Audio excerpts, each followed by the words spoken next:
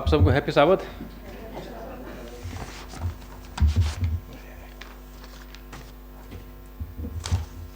आज का मेरा शीर्षक जो है वो है अपने डर को विश्वास से कैसे बदलें। तो परमेश्वर कैसे असफलताओं को वापसी में बदलते हैं। वापसी करना हर किसी को पसंद है। हम वापसी की जय जयकार करते हैं। हमें अच्छा लगता है जब कोई टीम पीछे से आती है और आखिरी सेकंड में जीत जाती है। मैं आपके जीवन में असफलताओं के बारे में कुछ सत्य को साझा करना चाहता हूँ। पहला सत्य जो है, असफलताओं के बिना सफलताएं नहीं आती है। असफलताओं के बिना वापसी नहीं होती। असफलताएं जीवन का हिस्सा है। असफलताएं सभी को आती हैं। जब आपके जीवन में असफलताएं आती है तो आप सामान्य होते हैं। स्वास्थ्य झटका, वित्तीय झटका, संबंध परक, करियर, आध्यात्मिक झटका, भावनात्मक झटका और कई अन्य प्रकार के झटके हो सकते हैं।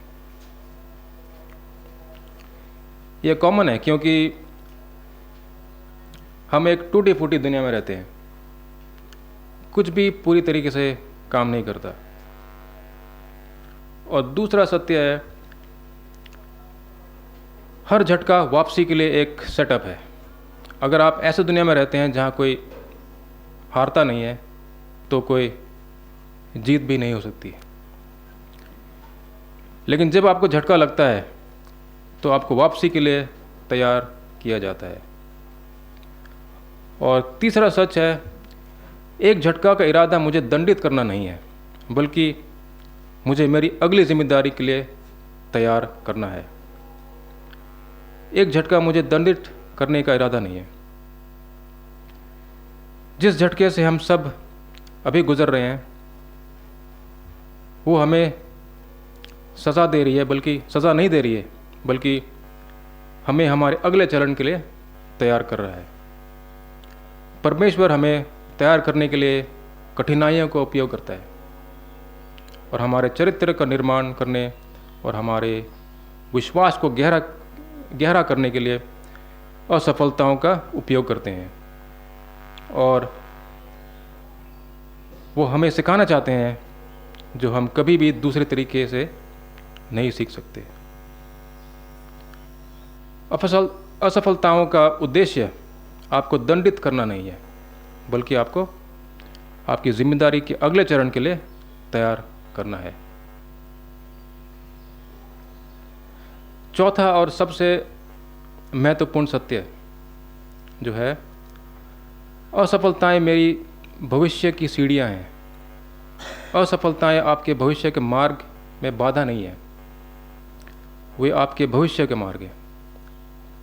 हम इसे उत्पत्ति के पुस्तक में यूसुफ के जीवन में देखते हैं। 13 साल तक यूसुफ एक के बाद एक बुरे झटके का शिकार हुआ। 7 अलग अलग झटके, और उनमें से कोई भी उसकी गलती नहीं थी। उनमें से हर एक किसी और के कारण होता है। वे दर्दनाक थे, लेकिन अपने जीवन में अंत में यूसुफ पीछे मुड़कर देख सकता था और कह सकता था कि उनका मतलब बुरे के लिए था, लेकिन परमेश्वर का मतलब ये सब अच्छाई के लिए था। असफलताएं वास्तव में असफलताएं नहीं हैं। वे रास्ते हैं जो यूसुफ को वहाँ ले गए जहाँ उसे जाने की ज़रूरत थी। आपके जीवन में असफलताओं के पीछे एक उद्देश्य है और परमेश्वर आपके जीवन में हर चीज़ का उपयोग करते हैं। आपके जीवन में असफलताओं के पीछे एक उद्देश्य है और परमेश्वर आपके जीवन में हर चीज़ का उपयोग करते हैं। तो हमारे पास असफलताओं के साथ कठिन समय क्यों आता है? कारण ये है कि हम घबराते हैं। जब चीज़ें उतनी तेज़ी से नहीं चलती हैं और अगर उतनी सरल से नहीं होती है तो हम चिंता करते हैं और हम चिंतित हो जाते हैं और हम संदेह करते हैं और हमें लगता है कि परमेश्वर नहीं जानते कि वो क्या कर रहे हैं, और हम परमेश्वर पर भरोसा नहीं करते हैं और हम डर जाते हैं। अब जीवन में भय आपका सबसे बड़ा शत्रु है। भय, चिंता और घबराहट। यदि आप सीखना चाहते हैं कि असफलताओं को वापसी में कैसे बदलें और परमेश्वर को उस तरह से आपको उपयोग करने दें, तो आप डर के साथ जीना सीख जाएंगे। जब असफलताएं आपके भय से भर देती है तो आप क्या करते हैं? यदि आप विश्वास से भरें तो आपके असफलताओं से लाभ होने वाला है। यदि आप भय भरे हुए हैं तो अपने जीवन में आने वाले बाधाओं से टूट जाएंगे। अब इस बारे में सोचें कि हर किसी को गुप्त भय होता है। आपको यह डर हो सकता है कि कोई आपसे कभी प्यार नहीं करेगा। आपको यह डर हो सकता है कि आपका जीवन कोई मायने नहीं रखता। आपको यह डर हो सकता है कि लोग आपको अस्वीकार कर सकते हैं यदि वे जानेंगे कि वास्तव में आप क्या हैं। जब हमारे जीवन में असफलताएं आती है तो हमें क्रिसमस की कहानी को देखने की आवश्यकता है। यीशु के जन्म की कहानी प्रैक्टिकल उदाहरण है, क्योंकि यीशु के जन्म ने सभी की योजनाओं को गड़बड़ कर दिया था और उसने व्यक्तिगत स्तर पर शामिल लोगों के लिए बहुत अधिक भय पैदा कर दिया। जब आप क्रिसमस की कहानी पढ़ेंगे तो ये महत्वपूर्ण होगा कि ये सेंटेंस डरो मत 4 बार दोहराया गया है। 1 बार नहीं, 4 बार। स्वर्गदूतों का कहना है डरो मत। वे इसे मरियम से कहते हैं, वे इसे यूसुफ से कहते हैं, वे इसे चरवाहों से कहते हैं, वे इसे जकरिया से कहते हैं, और आज हम यीशु के जन्म की खुशखबरी जानते हैं। लेकिन जिन्होंने इसे पहली बार सुना वे बुरी तरह डर गए। और बाइबल में बताती है कि इस समाचार ने न केवल उन लोगों को डरा दिया जिन्होंने इसे पहली बार सुना, बल्कि पूरे यरूशलेम शहर को डरा दिया। तो बाइबल हमें बताती है कि वास्तव में क्रिसमस की कहानी में मुख्य पात्र में से प्रत्येक को असफलताओं के कारण अपने डर से निपटना पड़ा। अब 2000 साल बाद हम सभी ठीक उसी तरह से डर से निपट रहे हैं जो 2000 साल पहले उन्हें था। अब मुझे पता नहीं कि आपके जीवन में कुछ सफलताएं के कारण आपको व्यक्तिगत रूप में किस डर से निपटना पड़ रहा है, और मैं नहीं जानता कि आप किस कारण से घबरा रहे हैं, किस कारण से आप चिंता कर रहे हैं, लेकिन मैं जानता हूं कि परमेश्वर नहीं चाहते कि आप डरें।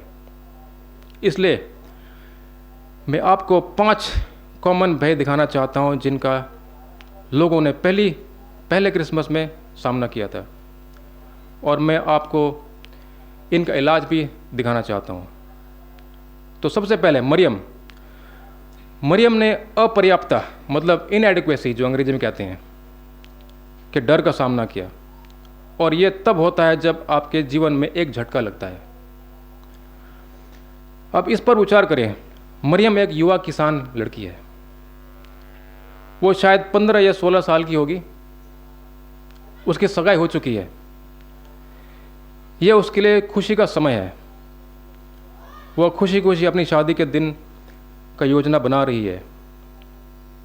यह एक मज़ेदार समय है। उसके सिर में जल्दी दुल्हन बनने की सारी योजनाएं आ गई हैं और उसने अपनी पूरी जीवन की योजना बना ली है। और फिर एक दिन एक स्वर्गदूत उसकी योजना में बाधा डालता है। ये एक झटका है। एक स्वर्गदूत प्रकट होता है, यह किसी को भी डराने के लिए काफ़ी है। लेकिन स्वर्गदूत का संदेश और भी चौंकाने वाला है। और स्वर्गदूत कहता है, मरियम वैसे तुम गर्भवती हो। और मरियम ने सोचा कि ऐसा कैसा हो सकता है। तब स्वर्गदूत कहता है कि तुम ना केवल गर्भवती हो, बल्कि तुम्हारे गर्भ में परमेश्वर का पुत्र है। परमेश्वर पृथ्वी पर आ रहे हैं और वो एक बच्चे के रूप में आ रहे हैं, और आप परमेश्वर के पुत्र की माँ बनने जा रही हैं। अब मरियम शादी और घर बसाने की योजना के लिए एक झटका है। उसका मन अवश्य ही घबराहट से भरा है। तो मरियम ने सोचा, इसका क्या मतलब है? मुझे क्यों चुना गया है? मुझे क्यों? अब क्यों? मैं कैसे समझाऊं सबको? क्या आप थोड़ा अपर्याप्त महसूस करेंगे? क्या आप थोड़ा भयभीत महसूस करेंगे? बेशक आप करेंगे। तो आइए पढ़ते हैं लूका की किताब 1:29 से 34। लूका 1:29 से 34।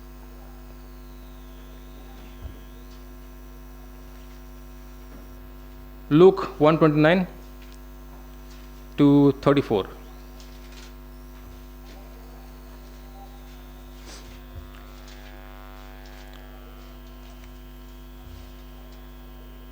तो यहाँ लिखा गया है, तो मैं पढ़ देता हूँ क्योंकि मेरा ट्रांसलेशन शायद थोड़ा अलग है। भ्रमित और परेशान मरियम ने सोचने की कोशिश की कि स्वर्गदूत का क्या मतलब हो सकता है। तो स्वर्गदूत ने कहा, डरो मत मरियम, परमेश्वर ने आपको आशीर्वाद देने और उपयोग करने का फैसला किया है।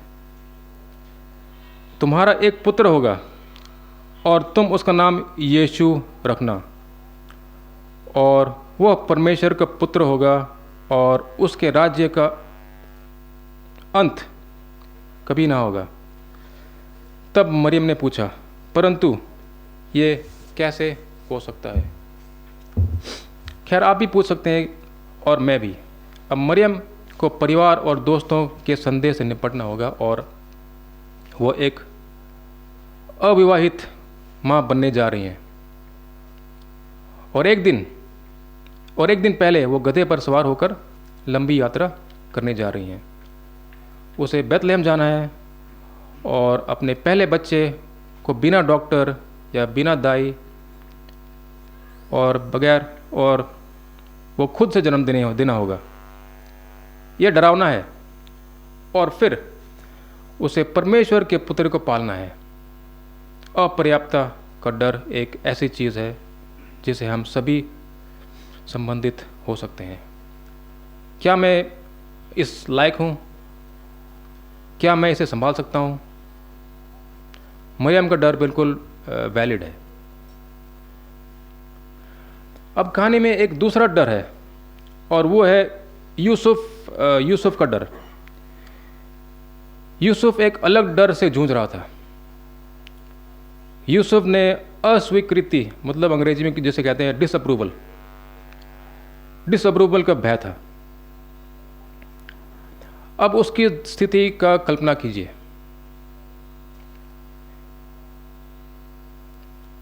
यूसुफ ने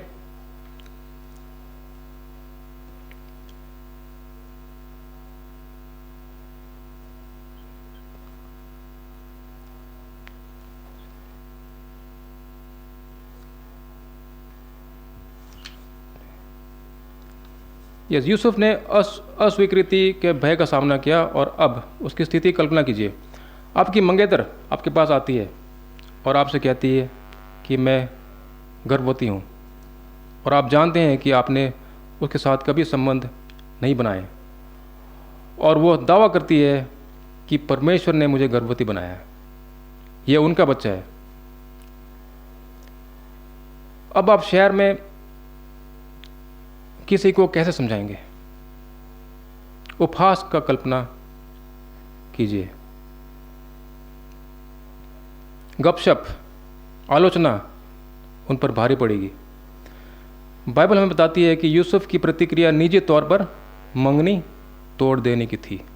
आइए पढ़ते हैं मत्ती 1:18 से 19। मत्ती 1:18 से 19। Matthew 1:18 to 19।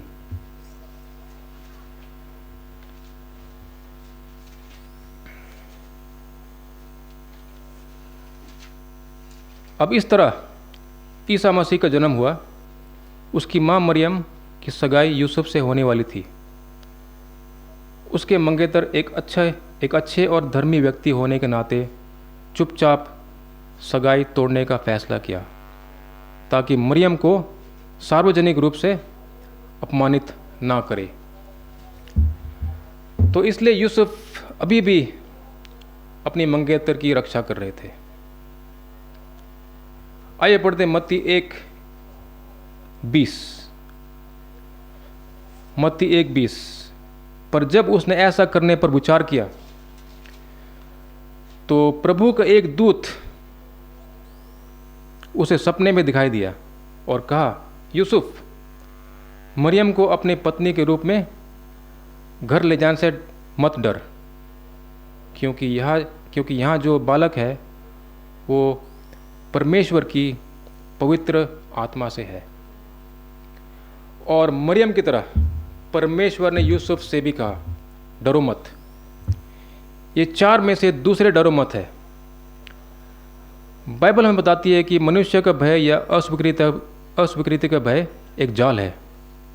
ये आपको सीमित कर देगी और आप परमेश्वर की इच्छा को खो देंगे। आप अपने जीवन में परमेश्वर की योजना को खो देंगे। यदि आप इस बारे में चिंतित हैं कि दूसरे लोग क्या सोचेंगे, तो आप नहीं सुनेंगे कि परमेश्वर ने आपके लिए क्या सोचा है। यूसुफ अपने जीवन की सबसे बड़ी आशीष से चूक सकता था। आइए देखते हैं तीसरा डर हम चरवाहों में पाते हैं। चरवाहों ने अनपेक्षित परिवर्तन का भय था, मतलब अनएक्सपेक्टेड चेंज जिसे कहते हैं। हम सभी के पास यह तब होता है जब हमारे जीवन में झटके आते हैं, अनपेक्षित परिवर्तन। ये भी झटके हैं। तो ये चरवाहों की योजना को बदल देती है। अब मैं आपको तस्वीर देता हूँ। ये रात का समय है और चरवाहे बाहर हैं और मैदान में एक शांत रात का आनंद ले रहे हैं। वे घास पर लेटे अपने भेड़ के झुंड को चरा रहे हैं। वे सितारे को देख रहे हैं और शायद कुछ चुटकुले सुना रहे हैं, शायद कुछ पॉपकॉर्न खा रहे हैं। अचानक आकाश रोशन हो जाता है और आकाश में चमक से विस्फोट की तरह दिखाई देता है। वे सोच रहे हैं ये क्या है, और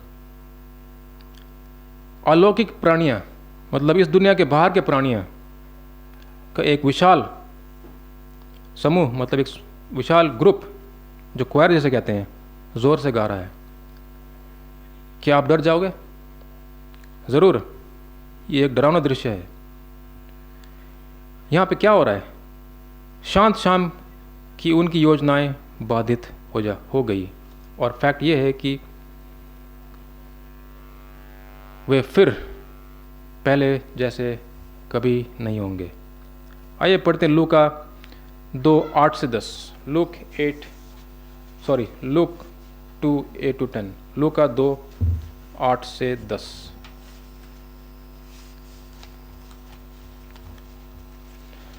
उस रात कुछ चरवाहे गांव के बाहर खेतों में थे।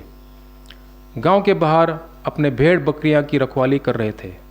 अचानक प्रभु का एक दूत उनके बीच प्रकट हुआ और प्रभु की महिमा का तेज चमक उठा और उन्हें घेर लिया। वे बहुत डर गए। इसलिए स्वर्गदूत ने उनसे कहा, डरो मत। तो क्रिसमस पर हर कोई डरा हुआ था। प्रभु के दूत ने तीसरी बार कहा, डरो मत। कभी कभी झटका आपके जीवन में सिर्फ परमेश्वर का दिखना होता है। आप एक तारों भरी रात को देख रहे हैं और अचानक परमेश्वर प्रकट हो जाते हैं। परमेश्वर आपको डराना नहीं चाहते हैं। यह तीसरी बार है जब स्वर्गदूतों ने कहा, डरो मत।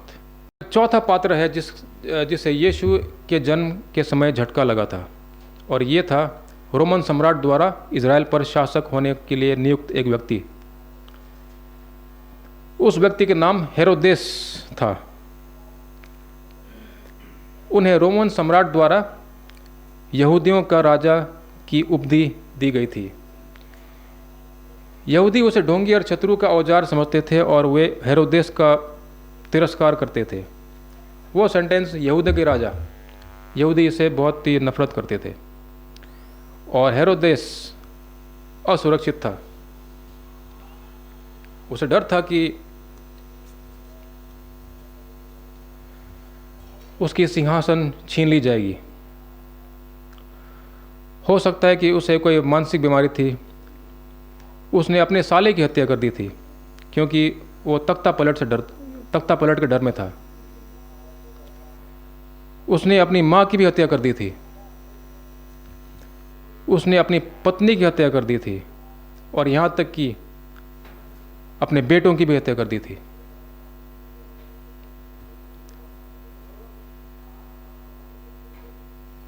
उसे डर था कि उसके सिंहासन छीन ली जाएगी। अब जब हेरोदेस ने सुना कि प्रतिज्ञा किए हुए मसीहा सच्चे यहूदियों का राजा का जन्म हो चुका है, उसकी क्या प्रतिक्रिया थी? वो डरने लगा, वो घबराने लगा। वो बदल जाने से इतना डरता है कि वो बाहर जाता है और बैतलहम शहर में 2 साल से कम उम्र के सभी बच्चों को मार डालने की आदेश देता है, बस ये सुनिश्चित करने के लिए कि यीशु मसीह जीवित ना रहे। अब राजा हेरोदेस चौथे प्रकार का भय का सामना कर रहा था, जो कि हमारे जीवन में एक झटके के बाद अक्सर लोगों को होता है। वित्तीय झटका, श्वास झटका। राजा हेरोदेस को नियंत्रण खोने का डर था। ये एक कॉमन डर है जो हमें कई बार होता है। आइए पढ़ते हैं मत्ती 2:1-3। मैथ्यू 2:1-3। मत्ती 2:1-3। यीशु का जन्म उस समय बैतलहम में हुआ था जब हेरोदेस यहूदियों का राजा था। तब पूर्व से कुछ बुद्धिमान पुरुष यरूशलेम आए और पूछने लगे, यहूदियों का राजा बनने के लिए वो बच्चा कहाँ पैदा हुआ है? हमने पूर्व में उसका तारा देखा और उसकी उपासना करने आए हैं।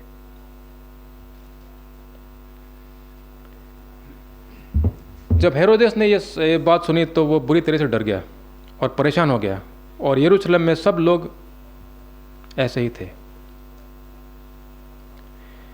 यहाँ यह क्या कहा गया है कि हेरोदेस बहुत ही डर गया था और ऐसे ही यरूशलेम में बाकी सभी लोग भी थे। ये दिलचस्प है कि क्रिसमस के समय में हम ये गीत गाते हैं, silent night, Holi night, all is काम, सब उज्जवल है, लेकिन वास्तव में हर कोई शांत नहीं था जब यीशु का जन्म हुआ था। आप कैसे जानते हैं जब चीज़ें आपके जीवन में नियंत्रण से बाहर हो जाती हैं? एक चेतावनी की बत्ती आती है। जब आप बेकाबू को नियंत्रित करने की कोशिश करते हैं तो एक चेतावनी की बत्ती आती है, और ये चेतावनी की बत्ती को हम कहते हैं चिंता। हर बार आप जब चिंता करते हैं तो आप बेकाबू को नियंत्रित करने की कोशिश कर रहे हैं। और अंत में क्रिसमस की कहानी में एक और व्यक्ति है जिसे झटका लगा और उसका जीवन बदल गया। उसका नाम जकरिया है। वो एक पुराने पुजारी हैं। जकरिया के पत्नी का नाम एलिज़ाबेथ था और एलिज़ाबेथ मरियम की मौसेरी बहन थी।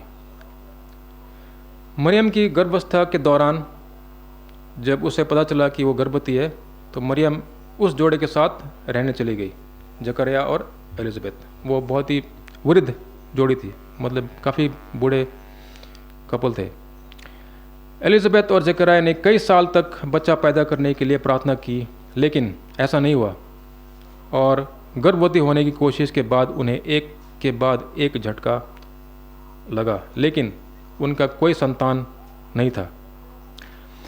अब वे बहुत बूढ़े हो चुके थे और वो निसंतान है, और उन्होंने सारी उम्मीदें छोड़ दी है। एक दिन परमेश्वर प्रकट होते हैं और जकरयाह से कहते हैं, जकरयाह आखिरकार वो वक्त आ गया है और आप पिता बनने जा रहे हैं। लेकिन जकरयाह को विश्वास नहीं हुआ और वो अपनी उम्मीदों को ऊपर करने से डरता है। वो इतनी बार निराश हुआ है, इसलिए वो ईश्वर पर संदेह करता है। जब आपके जीवन में एक के बाद एक झटके आते हैं तो आप इस क्षेत्र में डरने लगते हैं। जकरयाह को निराश होने का डर का सामना करना पड़ा। हमें भी निराश होने का डर होता है। आइए पढ़ते हैं लूका 1:11-13। लूका 1:11-13।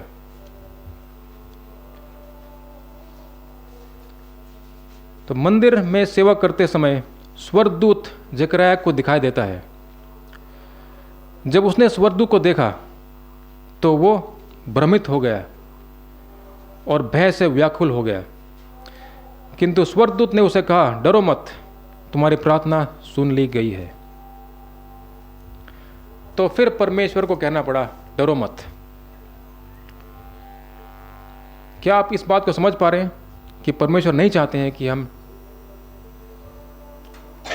डरें, चाहे कितनी भी हम असफलताओं से गुजर रहे हों। परमेश्वर नहीं चाहते हैं कि हम डरें। परमेश्वर जकरयाह से कहते हैं कि तुम आखिर अपने बच्चे को पाने वाले हो।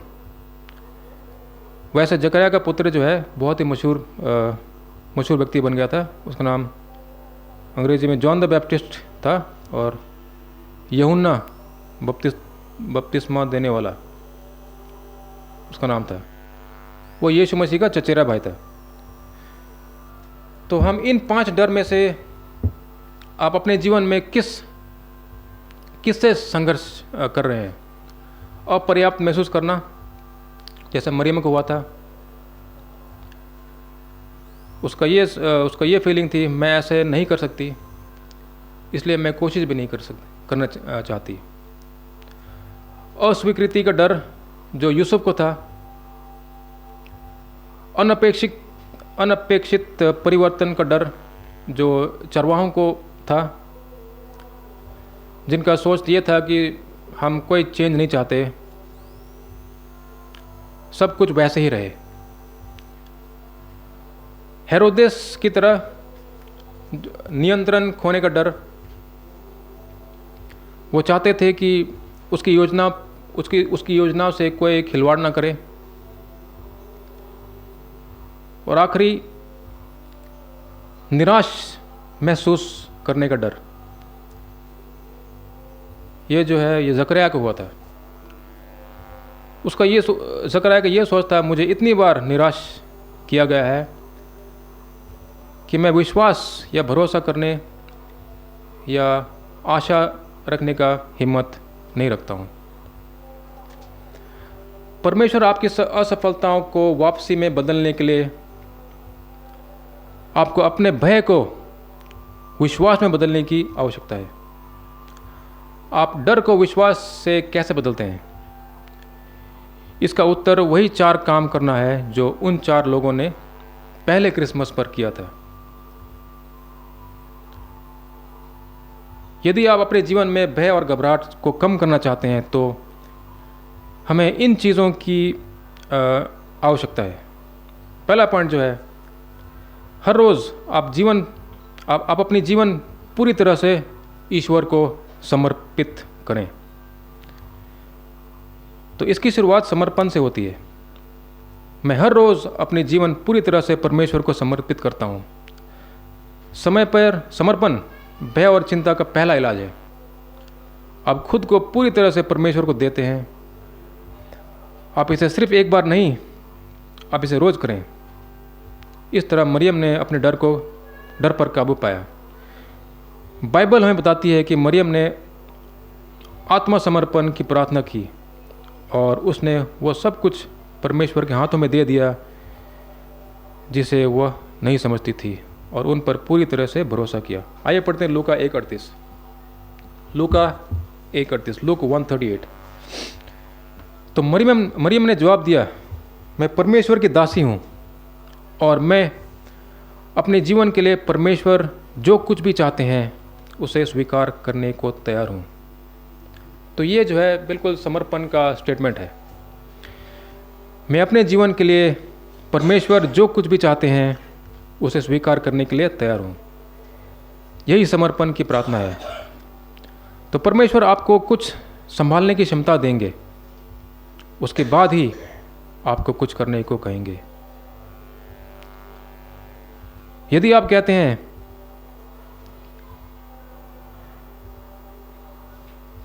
कि वो मुझे जो कुछ भी करने को कहें मैं वो करने के लिए तैयार हूँ, यदि आप कहते हैं कि मैं करने को तैयार हूँ, तो परमेश्वर आपको ज़रूर क्षमता देंगे।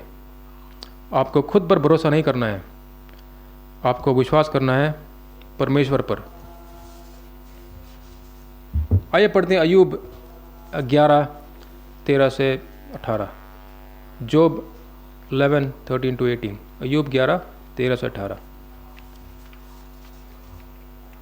अपना हृदय परमेश्वर को समर्पित कर दें, प्रार्थना में उनकी ओर मुड़ें और अपने पापों को त्याग दो, तब तुम लज्जित ना होगे। आप आत्मविश्वासी और निडर रहेंगे। तेरी विपत्तियां सेतु के नीचे के जल की तरह दूर हो जाएंगी और तेरी अंधेरी रात दोपहर से अधिक उजाली होगी।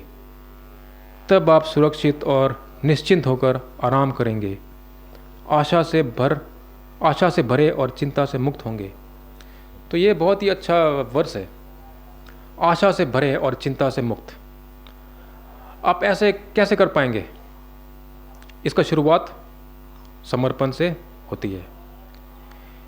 यदि आप चिंता से लड़ रहे हैं, चिंता और भय से लड़ रहे हैं, क्योंकि आपके जीवन में एक झटका लगा है, सुबह उठते ही आपको कहने की ज़रूरत है, पिता मैं आज का दिन आपको समर्पित करता हूँ। मैं अपना अतीत, अपना वर्तमान और अपना भविष्य को समर्पित करता हूँ। और दूसरा इलाज है, अपने झटके से आगे बढ़ने के लिए भय की आवाज़ों को सुनना बंद करें। आपके चारों ओर सब प्रकार के डरपोक लोग रहते हैं। कभी कभी वे डरावने चेहरे आपके अंदर भी होते हैं। कभी कभी हमें खुद को भी सुनना बंद करना होगा और हमें डर को विश्वास से बदलने की ज़रूरत है। आइए पढ़ते हैं रोमियो 14:23, रोमन्स 14:23। जो कुछ भी विश्वास पर आधारित नहीं है वो पाप है। तो डर एक संचारी रोग है, मतलब डर एक कम्युनिकेबल डिजीज़ है। ये बहुत संक्रामक है, मतलब बहुत ही कंटेजियस है, बहुत जल्दी फैलता है। अगर आप डरपोक लोगों के साथ रहेंगे तो आप डरपोक हो जाएंगे। तो हमें अपने जीवन में भय को कम करने के लिए क्या करने की आवश्यकता है? सबसे पहले रेडियो और नेगेटिव टीवी और समाचार शो को सुनना बंद करें। रिसर्च से ये पता चलता है कि जितना आप अधिक उन्हें देखते हैं उतना ही अधिक आप क्रोधित और अधिक भयभीत हो जाते हैं। इसलिए हमें इसे बंद करने की ज़रूरत है, हमें इसकी आवश्यकता नहीं है। दूसरा, डर के लोगों के बजाय विश्वास के लोगों के साथ घूमना शुरू करें। यही कारण है कि हमें एक कलीसिया परिवार की आवश्यकता है। हमें एक छोटे समूह में शामिल होने की ज़रूरत है। और तीसरा इलाज, मेरे मन को संगीत से भरें जो परमेश्वर की स्तुति करता है।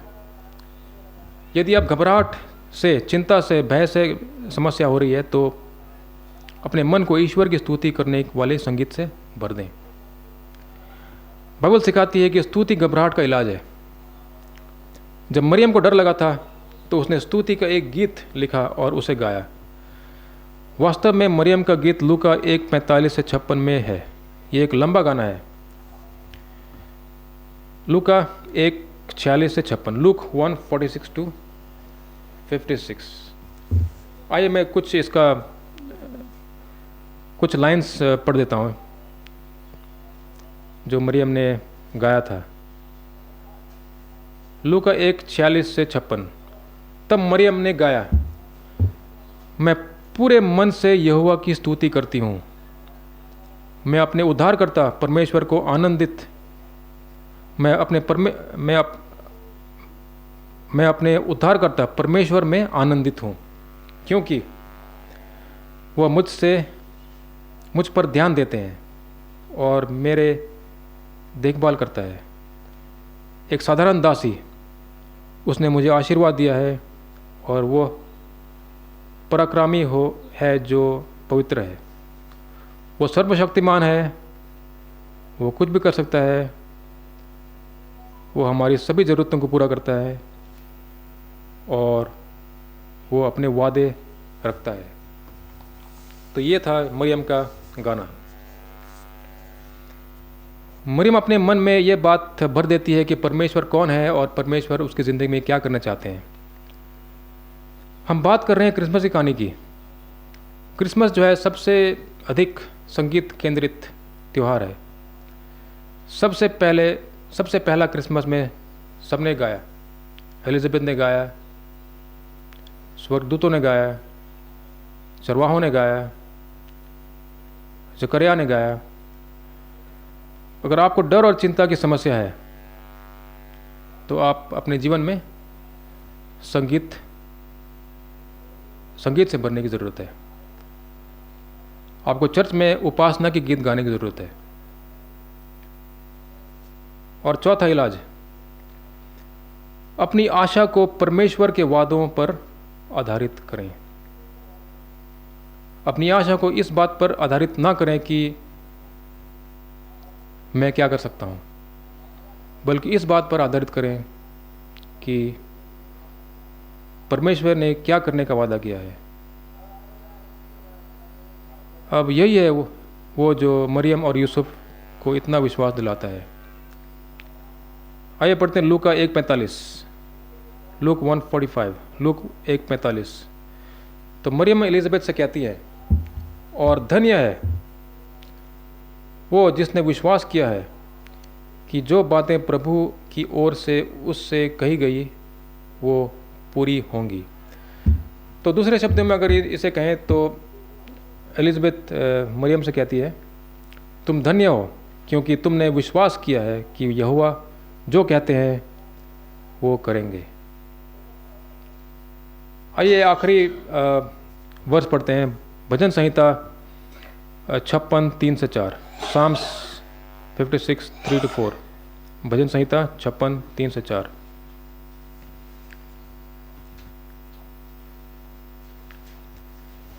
जब मुझे डर लगता है तो मैं परमेश्वर पर भरोसा करता हूँ, और जब मैं परमेश्वर पर भरोसा करता हूँ तो मैं डरता नहीं हूँ। उसने जो प्रतिज्ञा की है उसके लिए मैं उसकी स्तुति करता हूँ। तो मुझे नहीं पता कि कौन सा डर आपके दिल को परेशान कर रही है, लेकिन मैं ये जानता हूँ कि अगर आप ये 4 सरल कदम उठाएंगे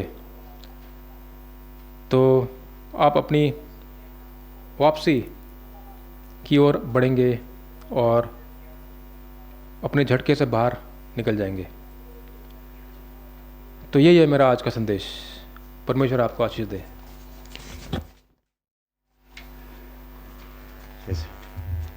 सुंदर और जूता वचन के लिए मैं मिस्टर रूपक टुडू को धन्यवाद देता हूँ। हमारे जीवन में बहुत से डर रहते हैं और डर को मिटाने के लिए हम सबों को परमेश्वर के वचन और उस पर विश्वास करना है। अंतिम गाना गाने से पहले और एक सूचना, आज शाम को 4:30 बजे, 4 बजे टाइम दिया गया लेकिन बहुत जल्दी हो जाता है, 4:30 बजे मिस्टर मिसिस डूंग डूंग के परिवार में हम लोग जमा होंगे शाम की प्रार्थना के लिए। 4:30 बजे मिस्टर मिसिस डूंग डूंग के परिवार में जमा होंगे। यीशु पर भरोसा रखना क्या ही प्रिय लगता है। अगर डर है तो हमें यीशु पर भरोसा रखना है। गीत नंबर 124 नंबर 124 124 खोलना तो खड़े हो जाएंगे।